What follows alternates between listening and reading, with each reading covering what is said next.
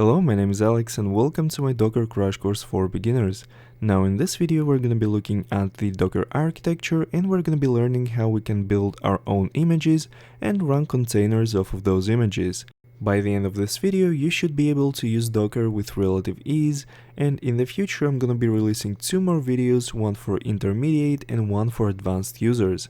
Now with that said, let's go ahead and let's jump straight into the video. Now, what is Docker and how do we use Docker? Now, to begin with, if you want to acquaint yourself with Docker in advance, you can go onto the Docker website, and in here you will find tons of documentation, you will find different articles, and you will be able to download Docker onto your system. Now, depending on your system, you will have different options for downloading Docker, and I want you to start by selecting your own operating system and following the instructions on the screen.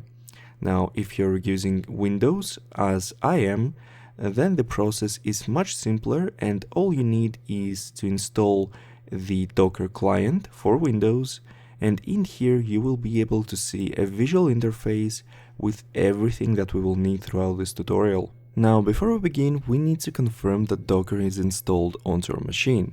We can do that by pulling up a command prompt and typing out the docker -- version command, and this should output the latest version of Docker. Now with that done, let's discuss how Docker works and why do we need Docker. So let's say we have a hypothetical scenario where you and your coworker need to run an identical instance of an application on 2 different operating systems. And it just so happens that the application in question does not work on one of those systems. In that case, you would need to find a way to run the application on both systems, and the usual approach would be to set up a virtual machine and then install all the necessary dependencies for the application to work. However, this is not easy to replicate and this is quite troublesome. Now, an easier way would be to use a tool like Docker, which allows you to create what are known as containers, which can run on your machine and replicate an identical configuration across all of them. So this means that you basically create a blueprint for your containers, and that blueprint contains your configuration, and then it can be used to create what are known as images, which encapsulate your configuration and your files, and those images can be used to set up an infinite number of containers with an identical configuration. This means that you can set up everything on your machine, and then you can use Docker to simply share your image with other developers, and those developers would be able to run an identical instance of your configuration on different machines as long as they have Docker installed. So basically Docker allows you to create small isolated containers running your applications and your configuration on any machine, and this allows for excellent consistency when it comes to development. This also eliminates the issue of having to look out for dependencies which do not work on certain operating systems, and it also allows us to ensure that no matter what, our configuration will work in the exact same way across all of the environments where we want to deploy our application. So with that said, let's take a second to look at the visual interface of Docker, and if you're using Windows, you will be able to pull up the Docker client for Windows, and in here you will see 3 sections that we're gonna focus on: the volume section, the images section, and the containers section. Now, basically, we will start with images. Now, images are essentially blueprints. So basically, first you use a text file to define the configuration for your image. We're going to be looking at the exact process later on, but just know that you can use a simple text file called a Dockerfile to configure your image. And then using a command like docker build, you can build your image into what is essentially a configuration or a blueprint, which you can then use to share with different developers, and they can use your image to run containers, which are like virtual machines on your device. So literally any developer can download your image as long as you allow them access to your image, and then they can run the exact copy of that image as a container on their machine. This means that you can create an application which will run in an identical way on every single machine which has Docker. Now, having that said, let's take a look at the actual Docker architecture. Now here I have prepared a small diagram which illustrates how Docker works. So we begin with the Docker client, which can be either a visual client, so a GUI like Docker Desktop, or it can be a command line tool. Now, regardless, under the hood you're executing commands like docker build to create an image from your configuration, or docker pull to get images from a registry, or docker run to run containers based on your images. So you can execute multiple commands, which we're going to take a look at later, and by executing these commands you're essentially interacting with the Docker daemon, which is a background process running on your machine. So the Docker daemon allows you to essentially interface with a Docker client to create images, run containers, or mount volumes, which we're going to discuss in a second, and all of that can be done through any Docker client. Now, the Docker host is essentially the operating system on which the Docker daemon runs. So basically, this would be your own operating system, and then if Docker is installed on your operating system, Docker daemon will be running on it, and then you can run any command to interface with the Docker background process to achieve these tasks. So basically now, let's take a look at what happens with the Docker daemon. So first of all, let's say that we want to build an image, which is the blueprint for our container, using the docker build command. This will essentially generate an image based on your configuration, and again we're going to be building our own configuration later on in this video.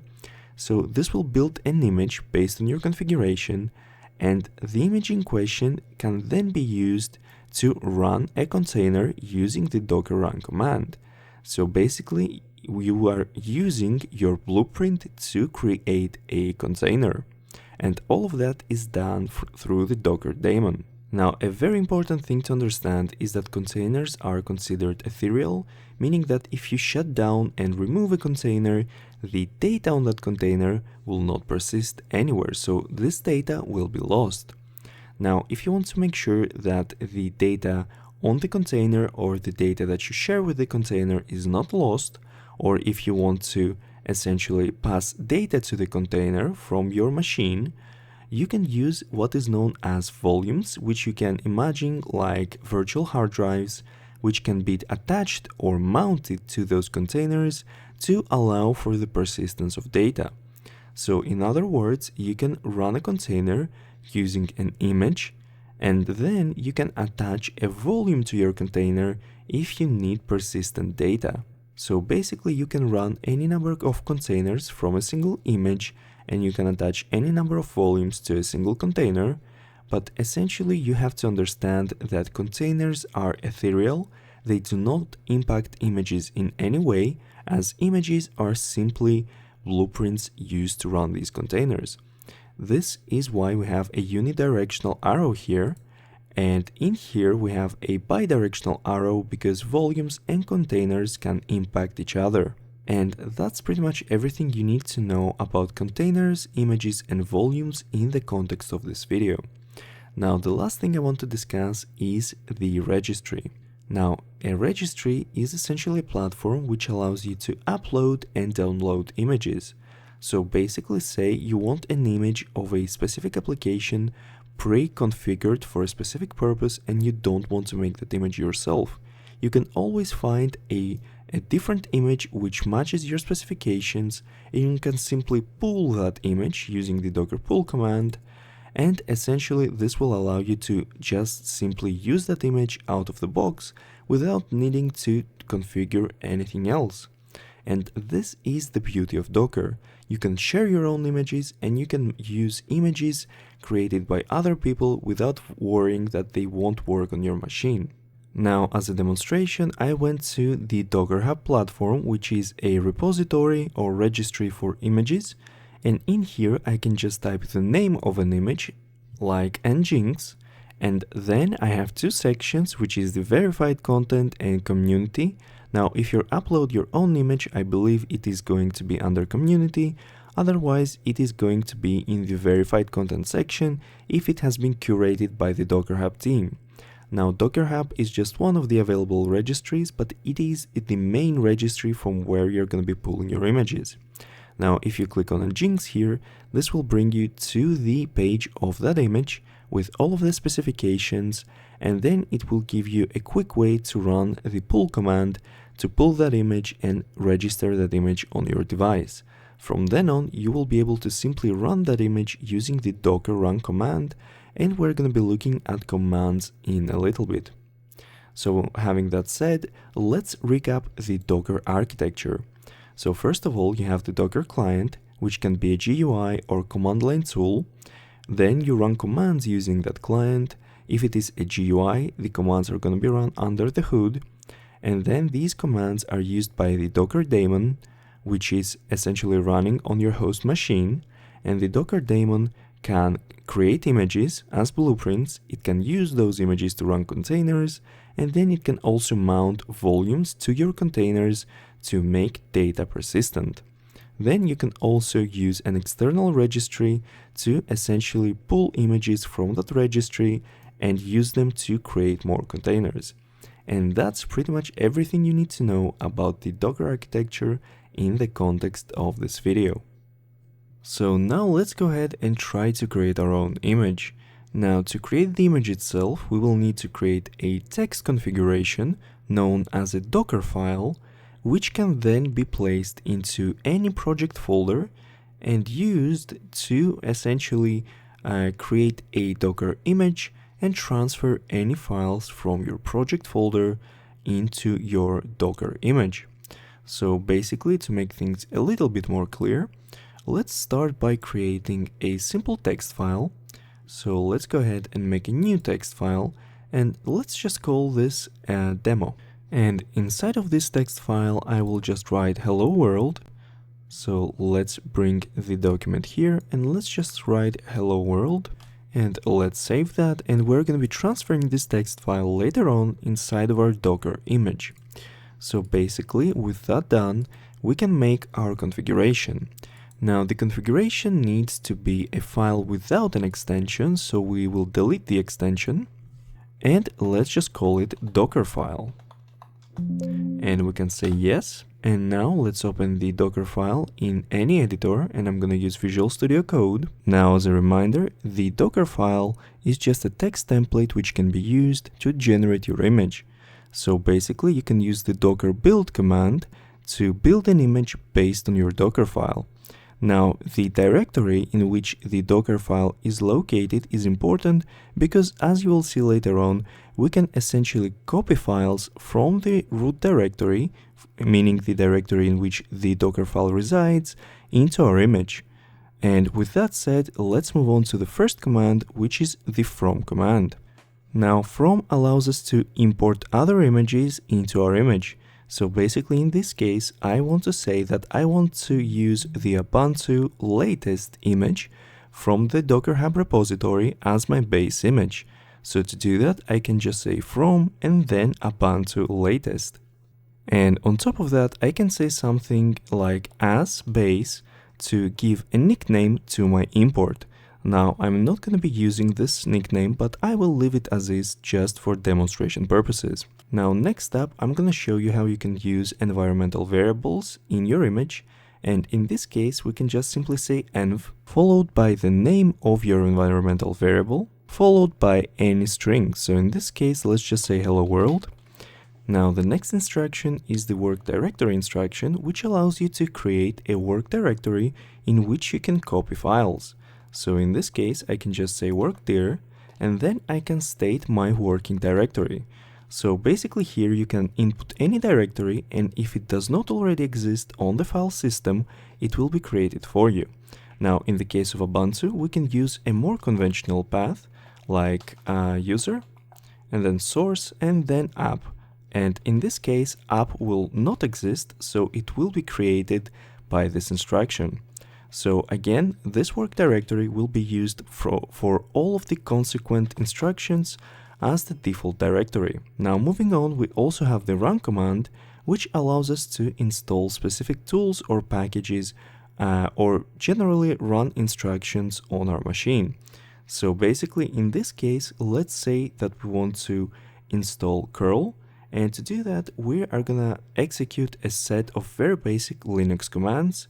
So in this case, let's just say apt-get and then update, and then we can just say slash, and we can move on to the next line, and we can just say apt-get install y for yes, and then curl, and then we can do the same thing, and then we can just say rm, rf, and then say var /lib/apt/lists to clean everything up after the installation. So you don't have to pay too much attention to this. This is just a basic set of commands to pretty much update our packages list and then install curl. So basically you can use run to run any set of commands. Now after that, let's go ahead and let's actually copy the previously created demo file from our root directory into our work directory. Now we can do that by simply saying demo.txt with a dot. So in here we're stating the name of the file that we want to copy, and since the file is in the same directory as our Dockerfile, we can just simply state its name and extension, and the dot here signifies the target location. So in this case, since we're in the work directory, it will be automatically copied in the work directory. Now, if it needed to be copied in some sort of subfolder, you could replace the dot with the path to that folder. Now, on that note, let's save this and let's go back into our folder.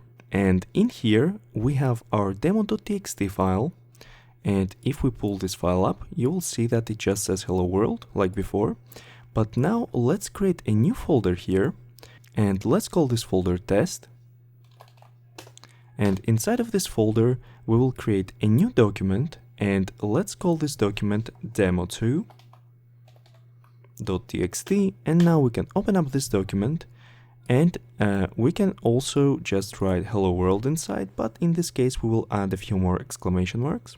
And now we can save this document and we can go back. So in this case we have two documents, one is inside the root directory and one is inside of a subfolder. So to copy the second document, we can just say copy, and then we need to provide the path to that document. And again here we want to state where we want to copy the document. So in this case, let's go ahead and let's actually create a folder called test again, and this time it is going to be created within our image. So basically we're copying this document from the test folder inside of our root directory, which is next to our Dockerfile, into our image. So in this case you can just say test/, and this will copy this file into this directory. However, in this case we need to make sure that this directory actually exists. So let's add a new line, and in here let's say run again, and let's say mkdir, and in this case we will just say mkdir, and let's just add a -p here, and let's just say test. So this will create a new directory called test, and then we can move our demo.txt file from our test directory inside of our root location into the newly created test directory inside of our image. And again, this folder will be created at our work directory. So everything we do in here is being done within the work directory. And if we want to change that, we would need to set a new work directory underneath our current set of commands, and then everything from then on would be executed in the newly set work directory.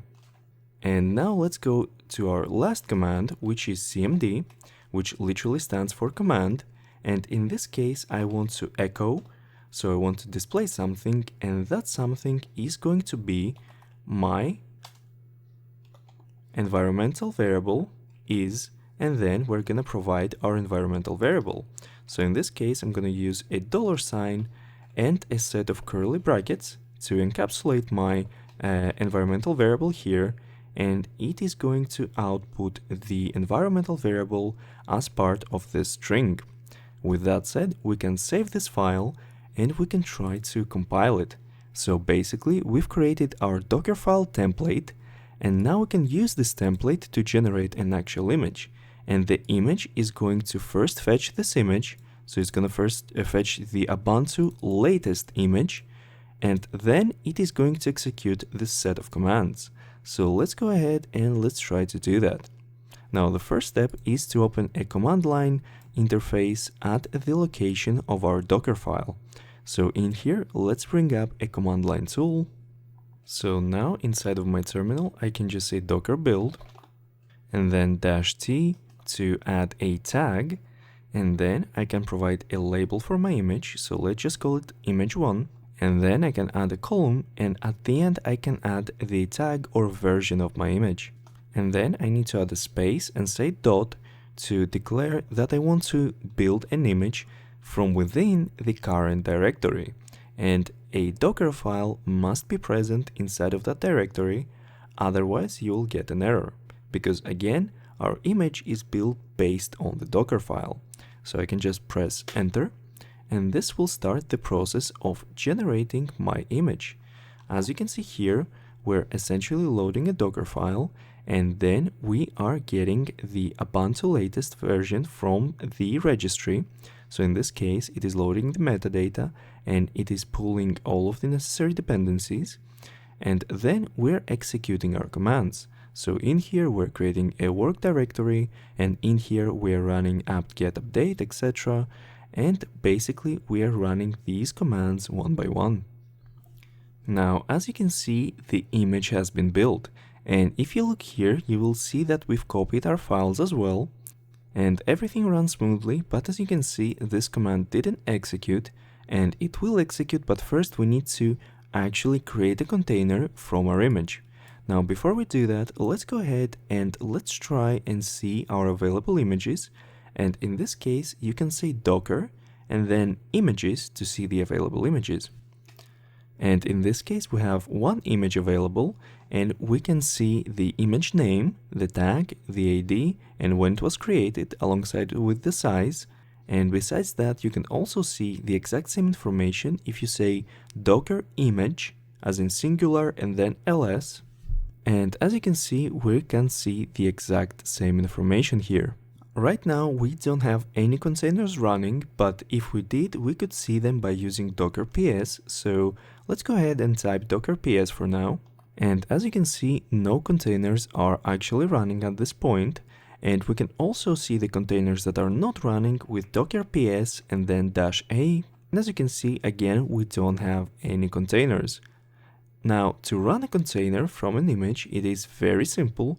All you need to do is say Docker and then run and then the name of the image. So let's do that. Again, the name of our image is image1, and then we also need the tag, and now we can just press enter. And as you can see, this will create and run the container, and since it is simply outputting our environmental variable, nothing else happens and the container stops.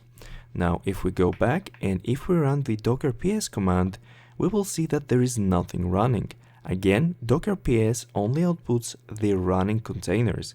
If you want to see all of your containers, you can just do a docker ps a. Now I've expanded the terminal to make things a little bit easier to see. So as you can see, we have the ID of the container here and the name of the container here. The name of the container can be used to actually stop the container and perform other operations on it as well. So in this case, we've run the container for a brief instant, but right now it is stopped. If we actually go into our Docker desktop application, if you go into containers, you will be able to see this exact information here, and as you can see, it is not running. We can actually run the container by clicking on start, but we can also do that again through the terminal. But in this case, we want to run this container in a different mode, since by default it only executes a single command and exits. We actually want to run it in an interactive mode, and to do that, we need to use docker run again, with a set of additional commands. So let's go ahead and say docker run, and then it, and then entry point, and then let's say bin/bash followed by the base image. And now we can press enter, and this will run the container in interactive mode. So right now it is running. So if we go to our Docker desktop application, you will see that this created a new container in this case, and the container is running. So basically, whenever you say docker run with an image, this will create a new container. And in this case, since it is in interactive mode, we can actually interact with it. Now, the way we interact with it is by essentially using a terminal. And as you can see right now, we are located inside of our app directory, which we created through our Dockerfile. And now let's go ahead and let's say ls to see the content of this app directory. And as you can see, we have our demo.txt file and our test file. And to see the content of this file, we're going to use the cat command. So just say cat followed by demo.txt. And as you can see, this outputs hello world. And now let's go into our test directory. So let's just say cd and then test. And in here we can do another ls.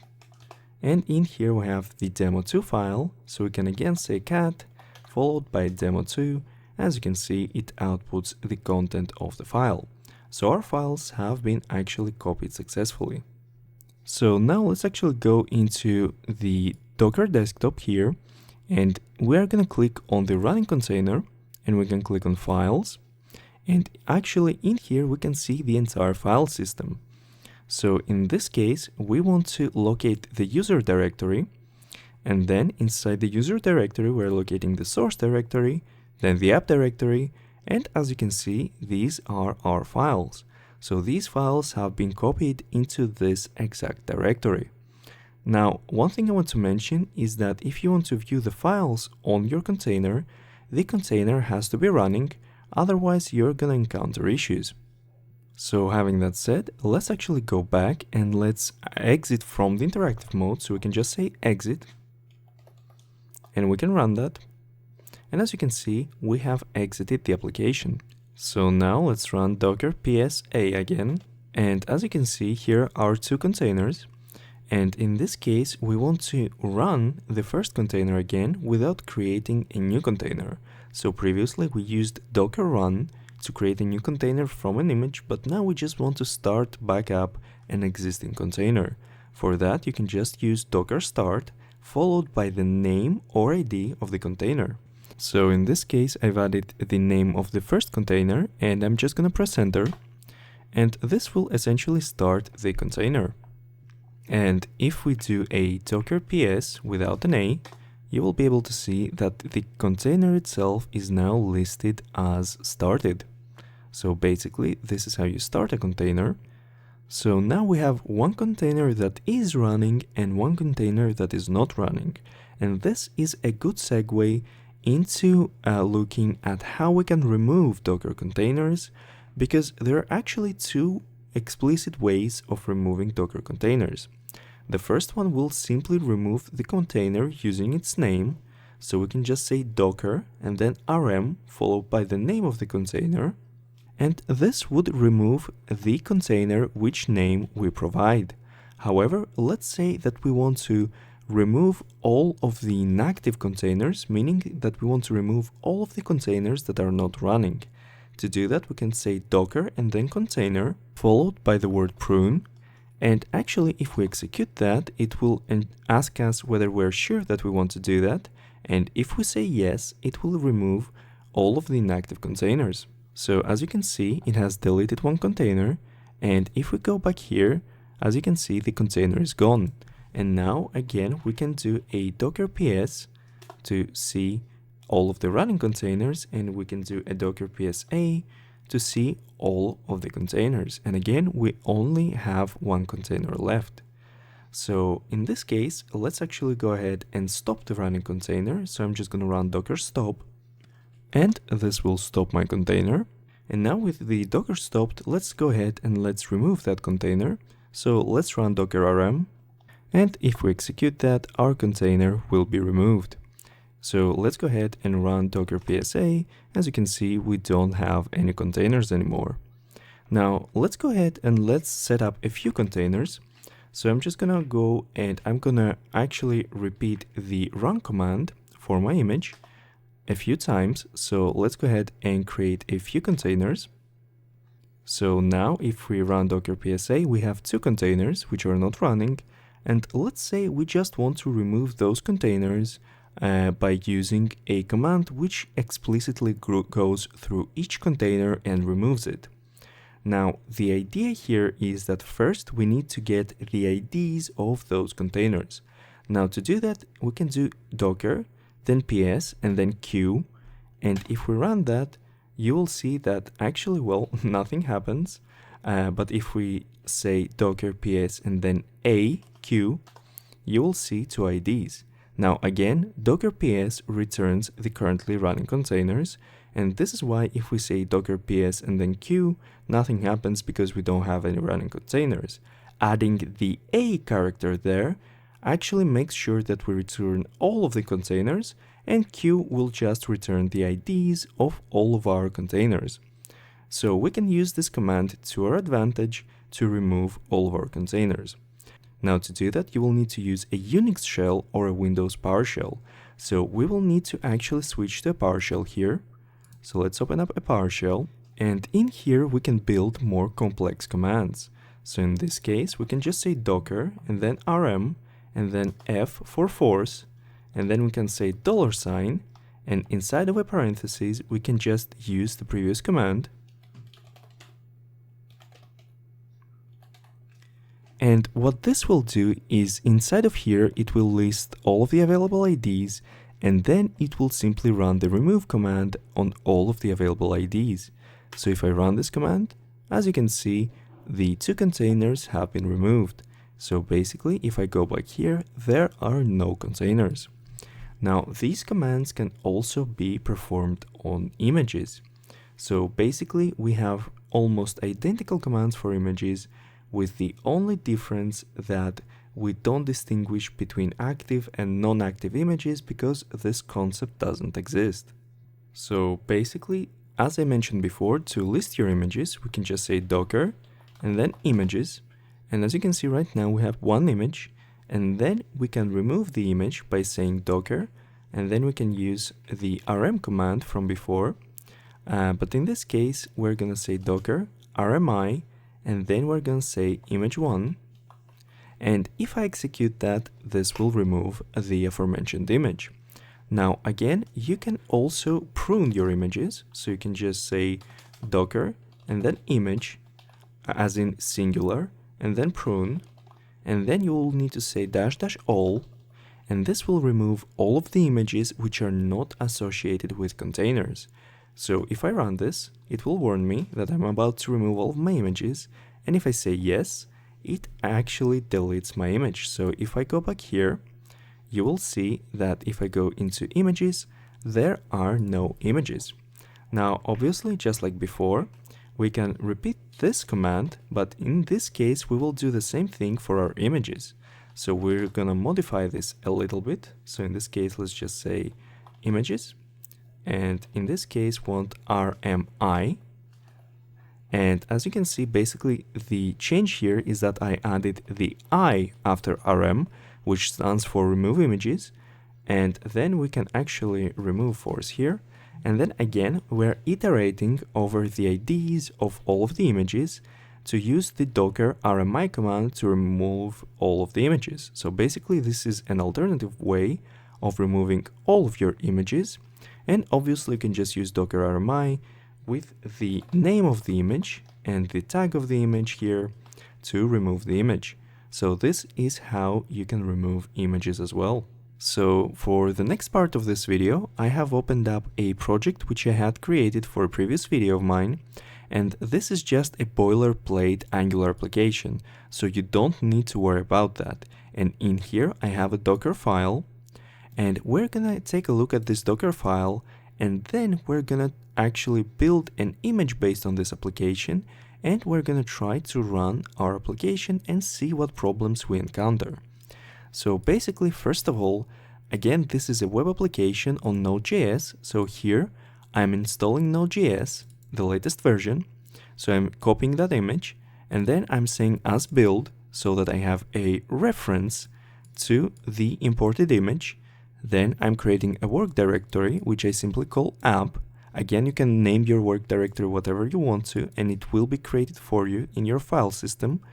Then I'm copying the package.json file.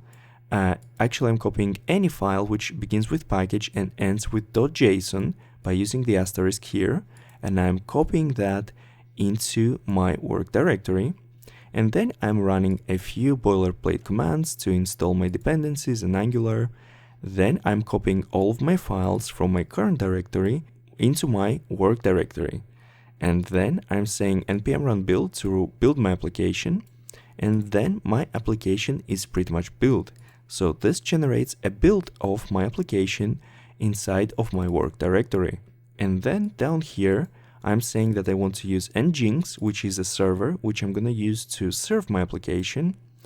And then I'm essentially importing that image here.